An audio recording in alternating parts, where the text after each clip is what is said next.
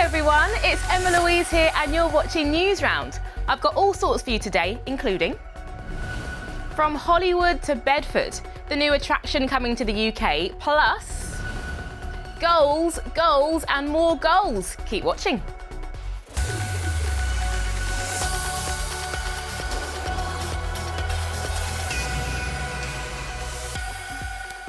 Let's start with the BAFTA Games Awards, which took place last night.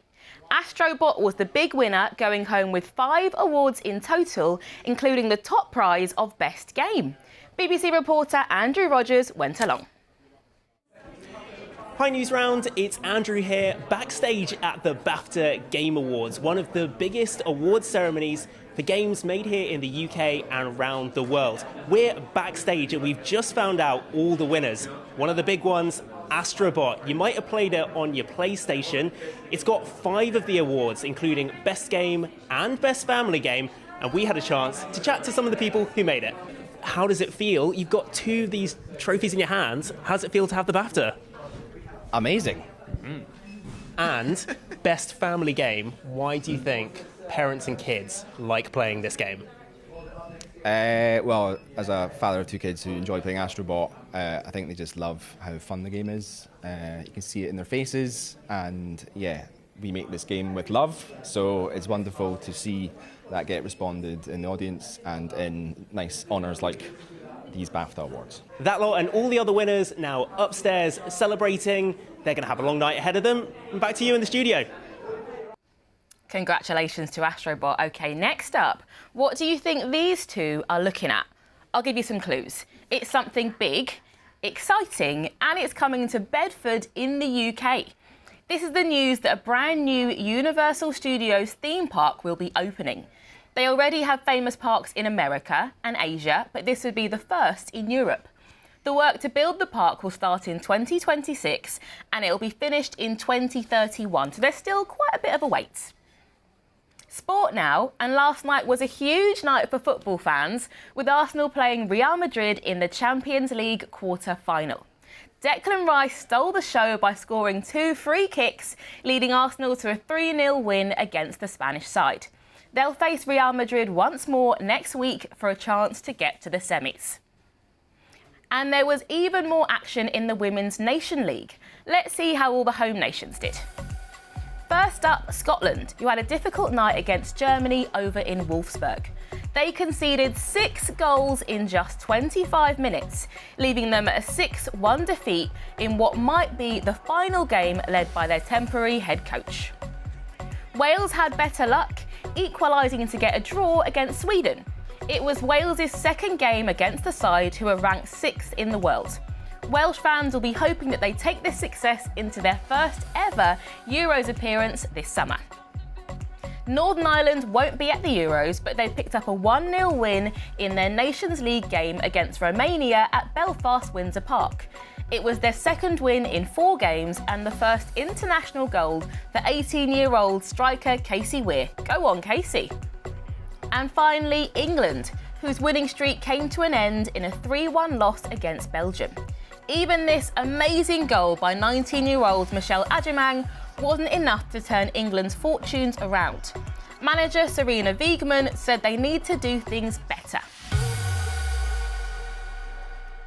Keep watching for a roundup of eco-stories from around the globe in your planet.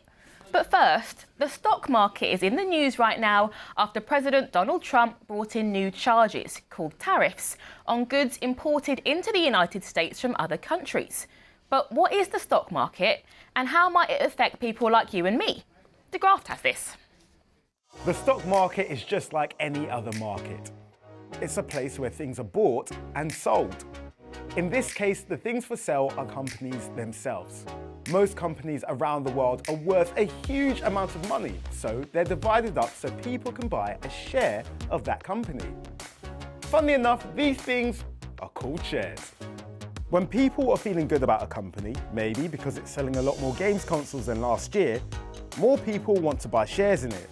And the opposite is true. If people are feeling bad about a company, maybe the new console it's selling is poor quality, then the share price goes down. At the moment, share prices are going down. But why does that matter? Well, if it goes up again, then it doesn't.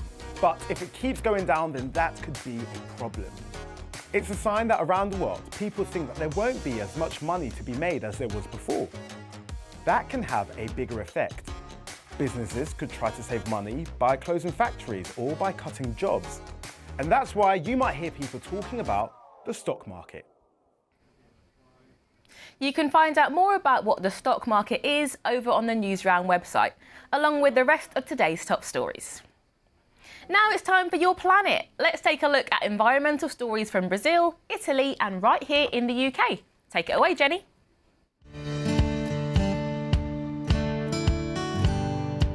Starting this week's Your Planet, we're taking a trip to Brazil, and more importantly, the sea waters that surround it. A rare endangered species of shark was seen in the waters of Rio de Janeiro's Ipanema beach, which experts are excited about because these rare sharks are on the endangered list. The short fin mako is thought to be the world's fastest shark, reaching swimming speeds of up to 43 miles per hour. This first sighting in many years is giving hope that looking after marine life is on the rise in these important areas. Next, we head back home to the UK, where we can see that 20 million trees will be planted in a new woodland initiative. It's part of a plan for a new national forest that will be created in the west of England, which should be in place by 2050. The aim is to have 16.5% of England covered in woodland by then, but although environmental groups have welcomed the news of the forests, they also say there's a lot more that needs to be done to meet the target. Lastly, we have some very important rescue dog training going on in Italy. Spring brings warmer temperatures to the Italian Alps, which can cause snow to melt and avalanches to happen. That means mountain rescue dogs need to be ready to help out when rescues need to happen. The dogs go through very strict training, learning to sniff and find people trapped under the snow. The training starts out as fun and games, but then the serious side of actually rescuing people begins. These dogs are well looked after and turned into experts, and they need to learn how to keep safe in the snow too.